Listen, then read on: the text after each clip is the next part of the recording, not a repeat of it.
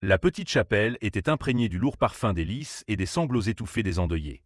Deux cercueils identiques se tenaient côte à côte devant l'autel, leur surface polie reflétant la lueur tamisée des bougies. Ethan et Eliza Carter, âgés de seulement 16 ans, étaient morts le même jour. Une tragédie impensable qui avait plongé la ville dans un silence stupéfait. Leurs parents, Claire et Daniel, étaient assis au premier rang, le visage creusé par le chagrin. Entre eux, Mia, 7 ans, serrait contre elle un lapin en peluche usée, ses grands yeux fixés sur les cercueils de ses frères et sœurs. Les mots du prêtre se perdaient dans un bourdonnement lointain, l'air chargé de questions non formulées. Alors que la cérémonie touchait à sa fin, Mia se raidit. Ses petits doigts s'accrochèrent à la manche de sa mère, tandis qu'elle fixait le cercueil d'Eliza. Un léger mouvement, un frémissement de doigts, un froissement de tissu. Avant que Claire ne puisse réagir, un bruit sourd résonna de l'intérieur du cercueil. Des exclamations parcoururent l'assemblée. Le prêtre s'interrompit au milieu de sa prière. Pendant un instant, la chapelle fut figée. Puis le chaos éclata. Une femme hurla. Quelqu'un renversa un chandelier en se ruant vers l'allée. Le maître de cérémonie accourut, le visage blême, mais le cercueil resta fermé. Personne n'osa l'ouvrir. Dehors, le vent hurlait à travers les arbres, comme si quelque chose d'invisible attendait ce moment. Avant de continuer, abonnez-vous à la chaîne et dites-nous d'où vous venez. Voyons jusqu'où cette histoire s'est répandue. Ethan et Eliza n'avaient jamais été comme les autres frères et sœurs. Dès leur naissance, ils se déplaçaient en synchronie, finissant les phrases de l'autre, partageant leurs rêves, ressentant la douleur de l'autre. Leurs parents appelaient cela un miracle. Leurs professeurs, eux, trouvaient cela troublant. Ethan était tout sourire et énergie débordante, le genre de garçon qui grimpait trop haut dans les arbres et riait en se blessant. Eliza était plus discrète, ses yeux sombres scrutant toujours les coins que personne d'autre ne remarquait. Elle parlait à voix basse quand elle pensait que personne n'écoutait, ses mots s'interrompant comme si elle était interrompue. Tout commença par des choses anodines. Ethan se réveillait pour trouver Eliza debout à la fenêtre, son souffle embuant le verre pendant qu'elle regardait dans le jardin. « À qui tu parles » demandait-il. Elle secouait simplement la tête. « À personne. » Puis vinrent les croquis. Ethan les découvrit sous le matelas d'Eliza, des dessins bruts, frénétiques, représentant une silhouette trop grande pour la feuille, ses membres étirés comme des branches noueuses. Dans les marges, gribouillaient encore et encore. Ils regardent quand la lune est haute. Leurs parents pensaient que ce n'était qu'une phase. Mais quand Ethan trouva le journal d'Eliza, rempli de descriptions de pas dans le grenier et d'une voix qui l'appelait dans l'obscurité, lui aussi cessa de dormir. La dernière entrée datait de la veille de sa mort. Une seule phrase, l'encre tachée comme si elle avait été écrite dans la hâte. Il dit qu'on doit partir ensemble. La maison des Carter avait toujours été pleine de vie. Des rires dans les couloirs, le bourdonnement de la télé, le grincement du plancher sous des pas pressés. Mais après qu'Eliza ait commencé à voir des choses, l'atmosphère changea. L'air s'alourdit, comme si les murs eux-mêmes retenaient leur souffle. Tout commença par des zones froides. Claire entrait dans la cuisine et frissonnait soudainement, son souffle visible malgré la chaleur estivale. Daniel vérifia les conduits, les fenêtres, fit venir un électricien, mais aucune explication ne fut trouvée.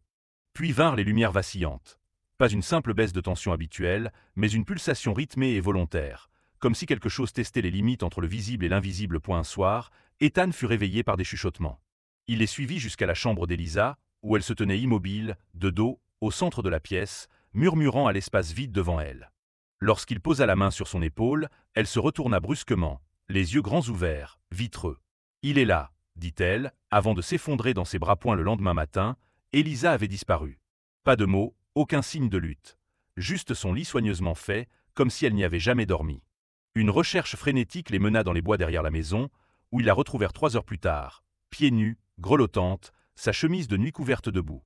Elle n'avait aucun souvenir d'être sortie, seulement l'impression d'avoir été guidée. C'est Ethan qui trouva quelques jours plus tard le vieil article de journal glissé sous son oreiller. Un article jauni de 1987 sur une fille nommée Anna, disparue après avoir raconté à ses parents l'homme sans visage qui lui chuchotait depuis les arbres. La dernière ligne glaça le sang d'Ethan. Le corps d'Anna fut retrouvé une semaine plus tard, recroquevillé au pied d'un chêne, son visage figé par la terreur. La nuit où Eliza mourut, la maison était silencieuse. Pas le calme paisible du sommeil, mais une lourde immobilité suffocante, comme juste avant une tempête. Claire était allée voir les jumeaux avant de se coucher, déposant un baiser sur le front d'Ethan tandis qu'Eliza restait raide sous sa couverture, les yeux ouverts et fixes. « Essaie de dormir », murmura Claire, mais Eliza ne répondit pas à 3h17. Un cri perça l'obscurité. Daniel fut le premier à atteindre la chambre d'Eliza. La porte était verrouillée. Quand il la défonça, tout était déjà terminé. Eliza gisait sur le sol, le corps contorsionné, les doigts enfoncés dans sa propre gorge comme si quelque chose l'avait étranglée de l'intérieur. Ses lèvres étaient entr'ouvertes dans un cri silencieux, ses pupilles dilatées par la peur. Les médecins parlèrent plus tard d'une crise rare, une anomalie tragique. Mais Ethan, qui avait vu les griffures brutes sur sa peau, savait que c'était autre chose. Le lendemain matin, avant même le lever du soleil, Ethan s'effondra dans le couloir. Sans avertissement, sans lutte. Juste un souffle coupé, une main sur sa poitrine, puis plus rien. Son cœur s'était simplement arrêté. La ville fourmillait de théories. Une maladie génétique, un poison, une malédiction. Mais Claire, regardant les deux corps côte à côte au salon funéraire, se souvenait de la dernière phrase du journal d'Elisa. Il dit qu'on doit partir ensemble. Et c'est ce qu'ils avaient fait. Les lourdes portes en chêne du funérarium se refermèrent derrière les derniers endeuillés, laissant la famille Carter seule avec sa douleur. L'air sentait les fleurs fanées et la cire, le silence seulement brisé par le craquement occasionnel du vieux bâtiment. Claire se tenait entre les deux cercueils, ses doigts tremblants caressant le bois lisse.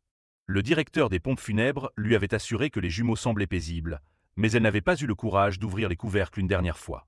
Daniel restait figé, la mâchoire crispée, tandis que la petite Mia s'accrochait à sa jambe, le visage enfoui dans le tissu de son pantalon.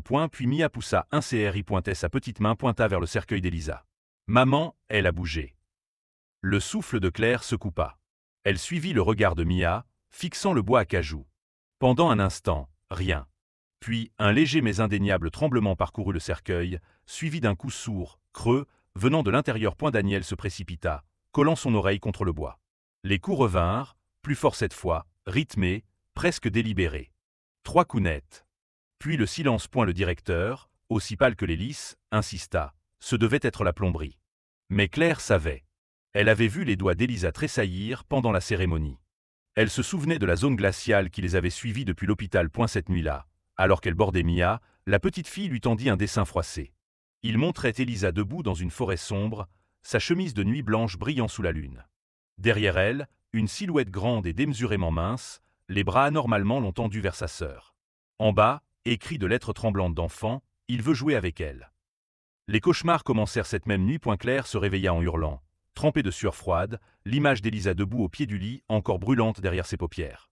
Sa fille souriait, un sourire trop large, trop conscient, avant de pointer du doigt la chambre de Mia au bout du couloir. Elle trouva Mia assise dans son lit, bien réveillée, en train de colorier un autre dessin à la lueur de sa veilleuse. Le crayon rouge courait frénétiquement sur le papier, la cire se brisant sous la pression de ses petits doigts. Mia, chérie, il est au milieu de la nuit. Il dit que je dois le finir, murmura Mia sans lever les yeux. Le sang de Claire se glaça en voyant le dessin prendre forme. Leur maison, rendue en ligne noire déchiquetée. Une haute ombre se tenait à la fenêtre de la chambre de Mia. Et en bas, dans cette même écriture enfantine, c'est elle, la prochaine. En bas, un fracas résonna dans la maison silencieuse. Daniel trouva la porte de la chambre des jumeaux grande ouverte, bien qu'il ait gardé fermée depuis les funérailles. À l'intérieur, le journal d'Elisa était ouvert sur le lit, ses pages voltant comme prises dans une brise imperceptible. La dernière entrée, écrite d'une écriture qui n'était pas celle d'Elisa, glaça son sang, trois son nez. Un seul est nécessaire. Une planche grinça derrière lui. Daniel se retourna lentement pour trouver Mia debout dans le couloir, ses yeux vitreux et lointains, un sourire flottant sur ses lèvres qui n'était pas le sien. Ne t'inquiète pas, papa, dit-elle d'une voix trop calme pour une fillette de 7 ans. Ils m'ont dit que ça ne fait pas mal. Les archives de la ville sentaient le papier jauni et la poussière, le genre qui s'accroche aux vêtements et à la peau longtemps après être parti. Claire était penchée sur un lecteur de microfilm, les yeux brûlants après des heures à faire défiler des journaux vieux de plusieurs décennies. La bibliothécaire, une femme âgée aux cheveux striés d'argent, avait été hésitante à aider au début, jusqu'à ce que Claire mentionne le nom de Thanavos. Les mains de la femme s'immobilisèrent. Vous posez des questions sur le creux. La légende était plus ancienne que la ville elle-même. Tous les 30 ans, des enfants rapportaient avoir vu une silhouette grande et émaciée rôder à la lisière des bois. Elle favorisait les jumeaux, mais pas exclusivement. Parfois, elle prenait des frères et sœurs nés sous une lune de sang, ou ceux qui avaient regardé trop longtemps dans l'obscurité entre les arbres. La dernière victime connue avait été Anna Voss en 1987. Son corps avait été retrouvé recroquevillé sous le vieux chêne près de Black Creek, son visage figé dans un cri silencieux. Le coroner avait conclu à une crise, mais les habitants savaient mieux. Anna avait été le 3e enfant de sa famille. Celle qui avait survécu lorsque ses frères jumeaux avaient disparu des années auparavant. Les mains de Claire tremblaient en tournant les pages fragiles d'un registre encore plus ancien. Là, à l'encre fanée, figurait une liste de noms, tous des enfants, tous morts à quelques jours d'intervalle, tous avec les mêmes détails troublants, des chambres verrouillées, des éraflures inexplicables, et dans certains cas, des témoins qui juraient que les victimes avaient parlé à quelqu'un d'invisible juste avant leur mort. En bas de la page, une seule ligne se détachait, écrite d'une main différente des autres. Il prend ce qui lui est du point. La maison était trop silencieuse lorsque Claire revint. Pas de bourdonnement du réfrigérateur, pas de grincement de planches. Juste un silence épais et suffocant. Mia était assise à la table de la cuisine, en train de colorier. Elle ne leva pas les yeux lorsque Claire entra, son crayon se déplaçant méthodiquement sur la page. Le dessin était presque terminé. Leur maison, les bois et un chemin ombragé menant au chêne où le corps de Hannah avait été trouvé. À la base de l'arbre se tenaient deux petites silhouettes, Ethan et Elisa. Leurs mains tendues vers une troisième point, le souffle de Claire se coupa. « Mia, qu'est-ce que… Il est là !» La voix n'était pas celle de Mia. Elle était superposée, déformée, comme si plusieurs voix parlaient en même temps. Le crayon se cassa dans la main de Mia, la cire rouge s'étalant comme du sang sur le papier. Puis les lumières s'éteignirent. Une rafale de vent claqua à la porte d'entrée, bien qu'aucune fenêtre ne fût ouverte. D'en haut vint le son de quelque chose de lourd traîné sur le sol. La porte de la chambre des jumeaux, raclant le parquet. Daniel cria depuis le couloir, sa voix rauque de panique. « Claire !» Le journal. Elle courut. Le journal était ouvert sur leur lit, ses pages voltant sauvagement malgré l'air immobile. Des mots apparaissaient sur le papier, l'encre s'étalant comme une blessure. Minuit. Le chêne. Amène-la. En bas, Mia se mit à rire. Et la température chuta. Le givre s'étendit sur les miroirs. Et des ombres au bout du couloir, quelque chose de grand et d'impossible mince se déplia de l'obscurité. Ses doigts allongés effleurant le plafond. Elle avait attendu assez longtemps. La forêt les engloutit entièrement. Le faisceau de la lampe de poche de Claire perçait l'obscurité suffocante alors qu'elle et Daniel trébuchaient sur des racines noueuses, Mia serrées entre eux. L'enfant n'avait pas parlé depuis qu'ils avaient fui la maison. Son petit corps rigide, ses yeux fixés sur un point invisible devant. Le dernier ordre du journal pulsait dans l'esprit de Claire comme un second battement de cœur. Minuit. Le chêne. Amène-la. L'arbre ancien surgit soudain devant eux, ses branches tordues griffant le ciel éclairé par la lune. À sa base, deux petites silhouettes se tenaient immobiles, Ethan et Elisa, leurs formes translucides, leurs visages étrangement sereins. Ils ne parlèrent pas, mais leurs voix chuchotèrent à travers le bruissement des feuilles. « Tu dois choisir. » Une brindille craqua derrière eux. Le creux émergea des ombres. Un cauchemar incarné. Ses membres allongés se pliaient à des angles impossibles alors qu'il se déplaçait, son visage creusé se penchant vers Mia. L'air s'épaissit avec l'odeur de terre humide et quelque chose de métallique, comme du vieux sang. Claire s'avança, sa voix rauque. « Prends-moi à la place. » La chose s'arrêta. Pour la première fois, elle sembla réfléchir. Puis Mia parla. Pas avec sa propre voix, mais avec des tons superposés de quelque chose de bien plus ancien. Pas de marché. Seulement la troisième. Daniel se jeta en avant, mais les ombres jaillirent comme des vrilles vivantes, le plaquant au sol. Claire hurla alors que les doigts osseux du creux s'étendaient vers sa fille. Seulement pour qu'Elisa se place entre points. « Nous partirons », dirent les jumeaux à l'unisson. « Mais tu la laisses. Pour toujours. » Un instant de silence. Puis, lentement, le creux acquiesça. Le monde devint très calme. Ethan et Elisa se retournèrent une dernière fois. Leurs visages n'étaient plus effrayés, mais paisibles. Les mains squelettiques du creux se refermèrent sur les leurs, et pendant un battement de cœur, les trois figures restèrent entrelacées. Frères, sœurs et ombre. Puis ils disparurent. Et la forêt expira. Le poids oppressant se leva. Quelque part au loin, un hibou ulula. Le premier son normal que Claire avait entendu depuis des semaines. Mia s'effondra dans ses bras, sanglotant. « Ils ont dit de te dire que tout va bien, » balbutia-t-elle. « Ils ont dit qu'ils t'aiment. » Au-dessus d'eux, les branches du chêne frémirent, bien qu'il n'y eût pas de vent. Et la ville ne retrouva jamais les corps. Claire dit à la police qu'ils étaient partis se promener pour faire leur deuil, qu'ils s'étaient perdus dans l'obscurité.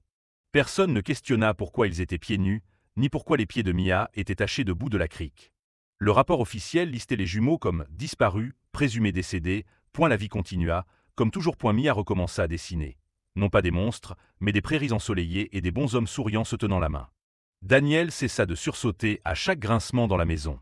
Claire planta des myosotis sous le vieux chêne, bien qu'elle ne restât jamais après le crépuscule. Mais parfois, lorsque la lune était haute, la balançoire du porche se balançait doucement, bien que personne ne s'y asseyât. La veilleuse de Mia clignotait, juste une fois, dans un motif qui ressemblait presque au code morse, et lors de matins particulièrement calmes. Claire trouvait deux séries de petites empreintes boueuses menant du bord de la forêt à la porte arrière, disparaissant. Toujours avant d'atteindre la maison. Elle ne les effaçait jamais. N'oubliez pas de vous abonner et de laisser un like. Cela signifie beaucoup pour nous.